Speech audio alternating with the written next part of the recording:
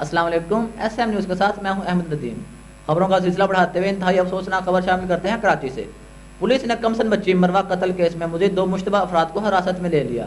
اب تک مجموعی طور پر 16 افراد کو حراست میں لے لیا گیا ہے۔ تمام مشتبہ افراد کا ڈی این اے کروا لیا گیا ہے۔ اس پر مزید تفصیلات جانتے ہیں بیورو چیف ذوالفقار علی سے۔ جی ذوالفقار، بتائیے گا کہ تفصیلات ہیں آپ کے پاس؟ جی بالکل، کمسن مروہ کیس میں اہم پیش رفت سامنے آئی ہے۔ پولیس نے اب تک مجموعی طور پر 16 افراد کو حراست میں لیا ہے۔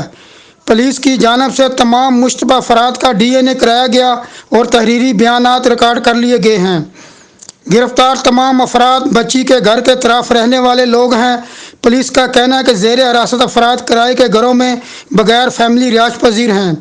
سب سے زیادہ مشکوک شخص نواز کی جدید خطوط پر تفتیش کی جا رہی ہے، تاہم ڈی این اے رپورٹ ملنے میں مزید کچھ دن لگ سکتے ہیں۔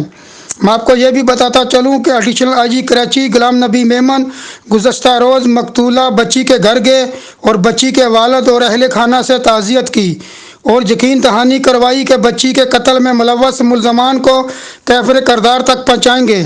اس موقع پر اعلیٰ پولیس افسران بھی موجود تھے۔ جی بہت شکریہ ذوالفقار، ہمیں تفصیلات سے آگاہ کرنے کے لیے۔